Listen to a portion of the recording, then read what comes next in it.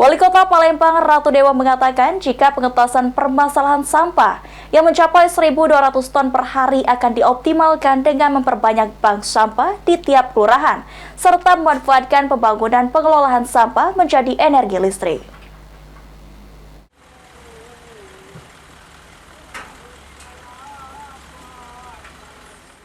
Tidak hanya masalah kemacetan, pengentasan permasalahan sampah juga menjadi fokus Wali Kota Palembang sepulang dari retreat di Magelang. Ditemui pada Senin 3 Maret 2025, Wali Kota Palembang Ratu Dewa mengatakan jika pengentasan permasalahan sampah yang mencapai 1.200 ton per hari akan dioptimalkan dengan memperbanyak bank sampah di setiap kelurahan, sesuai pembicaraan dengan Menteri Lingkungan Hidup. Selain itu, di Palembang sudah ada proyek strategis nasional, yakni pembangunan pengelolaan sampah menjadi energi listrik atau PSEL, yang diharapkan rampung pada Oktober 2026. Dari LTPS adalah diantaranya akan memperbanyak bank-bank sampah di setiap kelurahan.